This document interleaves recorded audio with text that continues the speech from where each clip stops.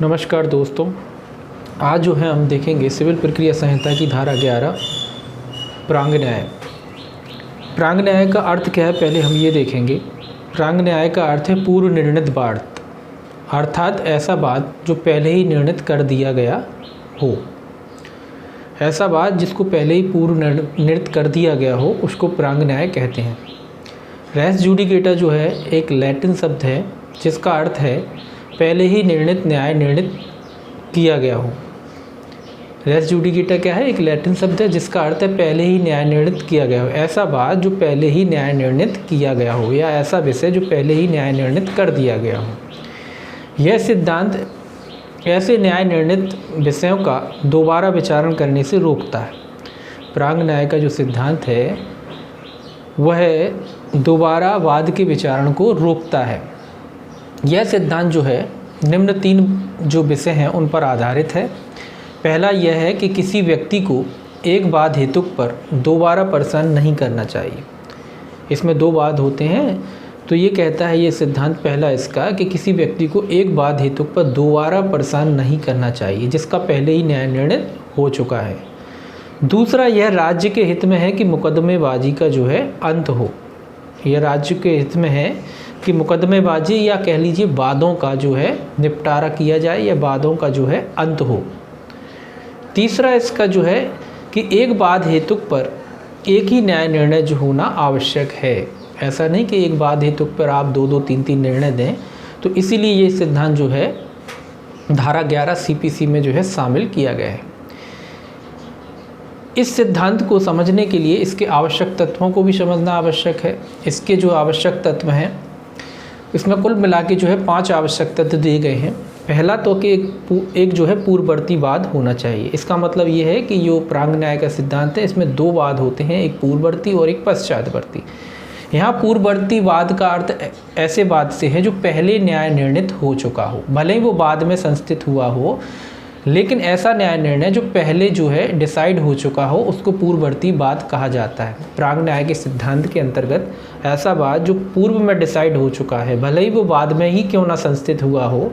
तो यहाँ डिसीजन से मतलब है, पूर्ववर्ती वाद का जो अर्थ है वो डिसीजन से लिया जाता है कि ऐसा निर्णय जो पहले ही डिसाइड हो चुका है, भले ही वो बात जो है बाद में क्यों ना संस्थित हुआ हो, अगर उसका डिसीजन जो है पहले हो जाता है तो उसको पूर्ववर्ती जो है वाद कहा जाता है।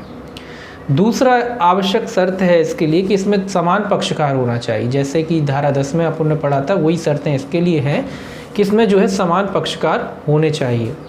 अगला जो है समान विषय भी होना चाहिए, इसमें समान पक्षकार होना चाहिए और वही विषय होना चाहिए जो पूर्ववर्ती वाद में था। इसके अलावा जिस न्यायालय ने निर्णय दिया है वह न्यायालय सक्षम अधिकारिता वाला होना चाहिए। तो सक्षम अधिकारिता वाला न्यायालय होना चाहिए, पूर्ववर्ती वाद होना चाहिए और समान पक्षकार होना चाहिए। इसके अलावा जो न्यायालय ने निर्णय दिया है 5वां, न्यायालय द्वारा मामले का उसके द्वारा सुना जाना चाहिए और अंतिम रूप से उसका विनिश्चय किया जाना चाहिए।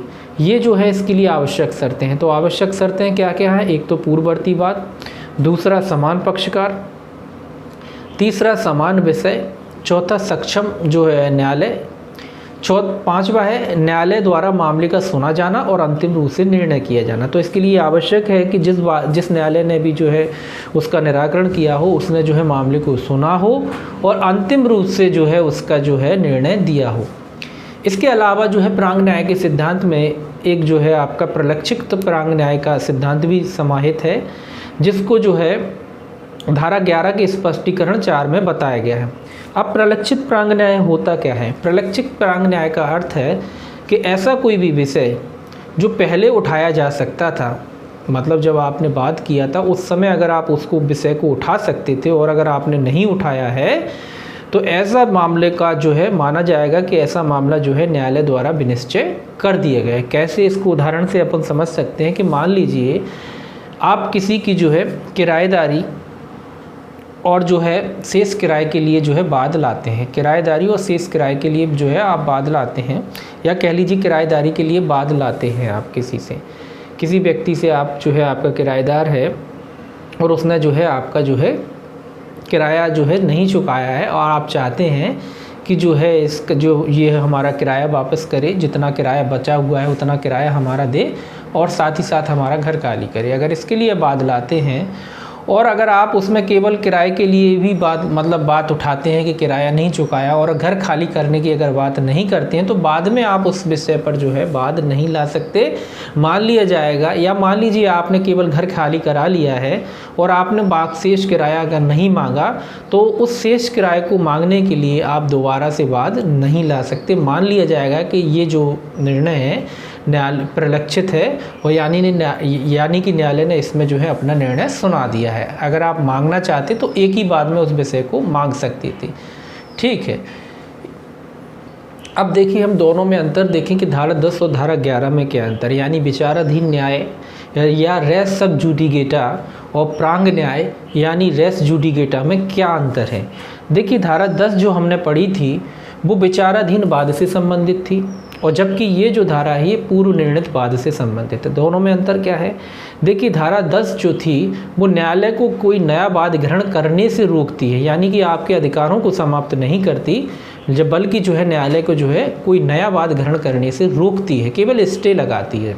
आपके अधिकारों को समाप्त नहीं करती बल्कि केवल एक स्टे का काम करती है, रोक का काम करती है। जबकि धारा जो 11 है आपके जो है नए वाद लाने के अधिकार को ही समाप्त कर देती है। इतना इसमें जो है अंतर है, ये मोस्ट इम्पॉर्टेंट अंतर है, ये आपको ध्यान में रखना है कि धारा 10 जो है आपके अधिकारों को समाप्त नहीं करती, केवल स्टे का काम करती है, जबकि धारा 11 जो है आपके अधिकारों को ही समाप्त कर देती है, नया वाद लाने के अधिकार को समाप्त कर देती है। ये मूलभूत जो है अंतर दोनों में है। इसके अलावा जो धारा 10 है आपकी विचाराधीन वाद जो है उन पर लागू होती है, जबकि धारा 11 जो है आपके पूर्व निर्णित जो है बात उन पर लागू होती हैं। जैसा कि मैंने बताया, दूसरा इसमें अंतर ये है कि ये जो है आपके वाद लाने की या सुनवाई की जो कार्रवाई है उसको रोकती है। धारा 10 जो है आपकी नए वाद को जो है सुनवाई को रोकती है, जबकि धारा 11 जो है आपके नए वाद लाने को प्रतिबंधित कर देती है, यानी कि पूर्ण रूप से रोक देती है, उस पर प्रतिबंध लगा देती है। ठीक है, ये मुख्य अंतर है इसमें। इसके अलावा प्रलक्षित न्याय जैसी कोई परिकल्पना धारा 10 में नहीं है, मतलब प्रलक्षित जो है प्रांग न्याय या विचाराधीन वाद जैसी कोई उसमें परिकल्पना नहीं है, जबकि प्रांग न्याय में प्रलक्षित जो है प्रांग न्याय का जो है सिद्धांत दिया गया है। यही जो है इसके मुख्य अंतर हैं और यही जो है इसमें अंतर हैं, ये आपको जो है ध्यान में रखने हैं और ये परीक्षा की दृष्टि से जो है काफ़ी महत्वपूर्ण है। ठीक है, अगले विषय में फिर हम अगले जो है टॉपिक पर जो है बात अगले विषय में